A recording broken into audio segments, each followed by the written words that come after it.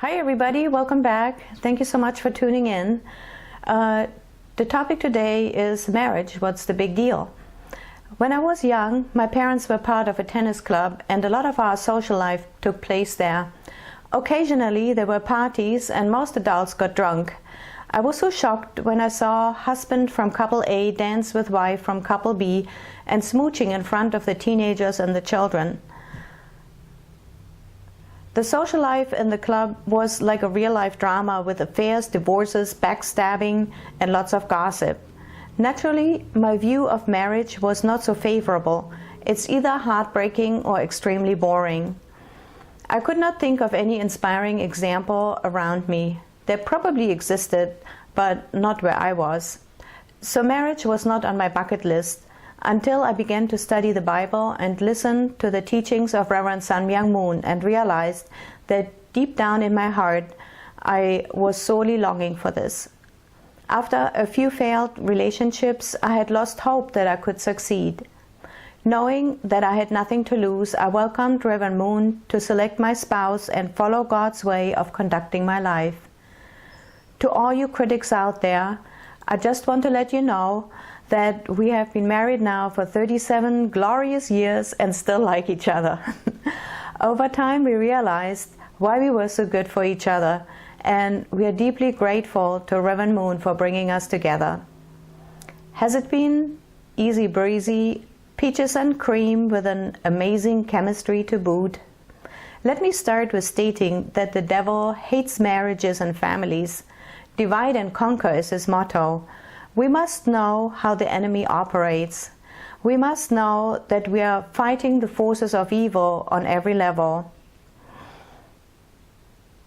It is worth noting that the government is giving incentives to single mothers for having children out of wedlock or killing babies in the womb. Is that a coincidence?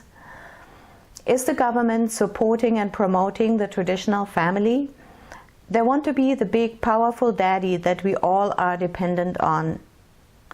God gave couples the honeymoon period like a natural high so that they can bond, but then the homework begins. Some people just want a repeated high, but over time it becomes empty, hollow, very lonely and depressing. I don't want to judge anybody, but serial relationships just don't seem to work. Statistics show that the divorce rate is higher in second and third marriages. Some things I learned in 37 years is: don't put your marriage on automatic pilot. You will end up as strangers. Do preventative maintenance to avoid breakdown. Handle with prayer. Marriage needs constant intentional care, just like my house plant. If I don't water my house plant, it goes limp like that. So if I don't water my marriage, it does the same thing. Luckily, if I water my house plant, then it just perks right up. But some house plants are just to the point of beyond any return. So don't let that happen to your marriage. It is not magic or luck, but pure diligence and humility to learn and admit when we are wrong. Difficulties will come too, but with God, all things can be overcome. Deep friendship, peace and security are the side effects of this effort. The following books have been very helpful to me: Love and Respect by Emerson Eggerichs, Stormy Omartian, The Power of a Praying Wife and The Power of a Praying Husband. The problem is that we're not prepared well enough for marriage and parenthood. Even a hairstylist needs a license to practice their line of work, but young couples are under the illusion that everything will just magically work out. Ideally, the good example of our parents prepares us for family life, but that's a far cry from reality. I would like to encourage you to seek Christ-centered counseling, advice, workshops and books. We are empty nesters now.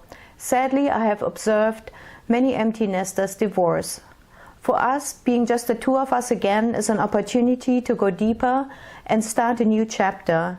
It is our understanding that death does not part us, but reunite us in the afterlife for all eternity. If we have achieved artistic closeness, so we want to prepare well. I don't want to be lonely for all eternity. Thank you for listening and have a good day.